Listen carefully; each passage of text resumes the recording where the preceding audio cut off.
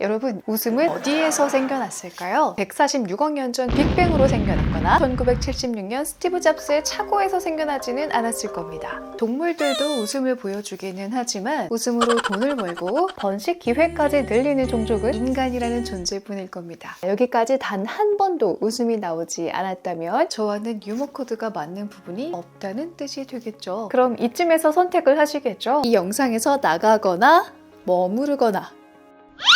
그럼에도 불구하고 나가지 않았다면 다른 이유 때문일 겁니다. 웃음 말고 저의 다른 점을 꾸준히 좋아해 주셨기 때문에, 외모 때문일 수도 있고요. 웃기진 않았지만 그 다음으로 좀 유익한 뭔가가 반전이 있을 거라고 기대하기 때문이시겠죠. 뭐든 좋습니다. 제가 에릭 와이너를 읽는 이유가 다 같은 이유 때문이거든요. 외모는 빼고요. SNL도 스탠딩 코미디도 좋아하는 제가 지식의 유희로서 최고로 꼽는 작가가 바로 에릭 와이너입니다. 문제는 여기서 발생합니다. 이 작가를 좋아하느냐 마느냐를 가르는 문제죠. 이 작가가 이야기하려는 조금 어려운 것들이 독자에게는 유익하게 느껴질 것인지, 어려운 걸 얼마나 쉽게 풀어서 설명을 했는지, 그리고 제일 중요한 거, 이 두께를 견디게 해줄 위트와 유머를 지녔는지가 이 작가를 좋아하게 될지를 가르게 되는 것들입니다.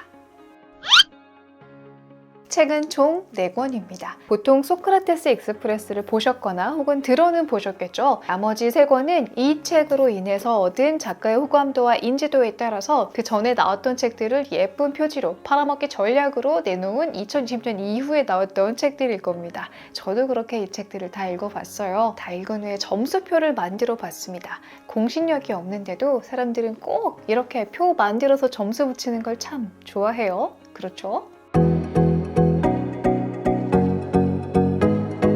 저만의 1위는 바로 행복의 지도입니다. 가장 먼저 쓰인 책이기도 하고 가장 대중적인 소재를 가장 유머스럽게 풀어낸 책이 이 책이라고 생각을 해요. 아무래도 행복, 누구나 좀 필요로 하고 원하고 어떻게 찾을 수 있을까 이런 고민을 하고 있기 때문에 대중적이면서도 실용적인 면에서 점수를 높여줄 수밖에 없었습니다. 행복은 무엇이며 어떻게 해야 행복하게 살 수 있는 걸까? 라는 이 호기심으로 시작을 해서 행복한 나라 혹은 매우 불행한 나라를 찾아가서 대체 뭐가 행복을 이끄는가? 어떻게 해야 조금 더 행복할 수 있을까? 이러한 흥미로운 여정을 따라가다 보면 나는 지금 여기에 살고 있다고 하더라도 어떠한 사고의 전환으로서 조금 더 행복해질 수 있을지를 배워갈 점들이 많고요. 유머스러운 면들도 잘 살아있어요. 총 10개의 나라에 가보는데요. 제가 가장 가보고 싶은 행복의 나라는 아이슬란드였고요. 행복은 아니지만 흥미롭게 읽었던 건 몰도바였습니다. 그리고 국민 행복지수가 가장 높은 부탄에 대한 이야기가 나오는데요.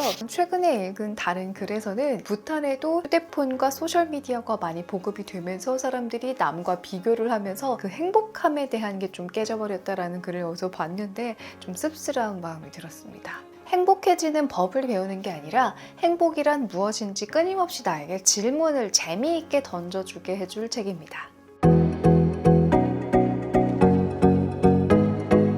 제일 유명하지만 저에게는 2위인 소크라테스 익스프레스도 마치 철학 인문서처럼 생겼지만 그렇지 않습니다. 소크라테스가 먼저인지 플라톤이 먼저인지 알려주는 게 아니거든요. 그렇다고 해서 이러한 고민에는 이러한 철학이 좋다라고 권해주는 것도 아닙니다. 쉬운 철학책이기는 한데 이 책을 읽고 철학적인 지식이 늘어난다거나 철학적인 감동을 받는 것을 목적으로 하고 있지 않다는 얘기입니다. 그래서 유명하기는 하지만 누군가는 읽어보고 별론데? 라는 이야기를 하기도 하고요.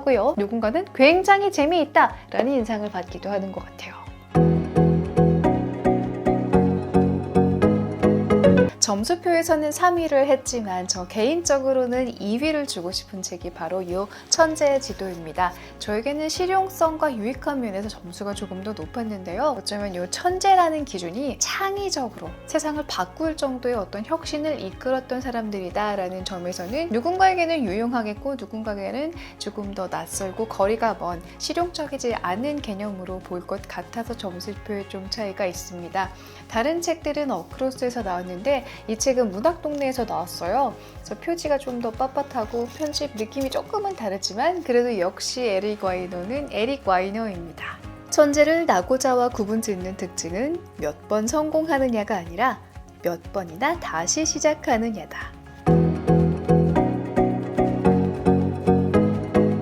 이 책은 종교에 대한 책이에요.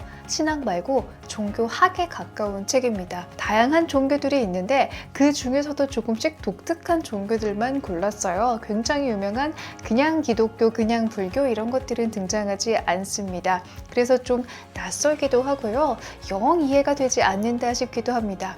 게다가 개인적으로 느끼기에 유머도 조금은 아쉬운 편이었어요. 그런데 에릭 와이너를 좋아하신다면 꼭 읽어보시라고 권하고 싶습니다. 굉장히 지적인 호기심 영역을 잘 채워주는 부분이고 그래서 흥미로운 독서 그 자체를 즐기기에는 이 책이 좋아요.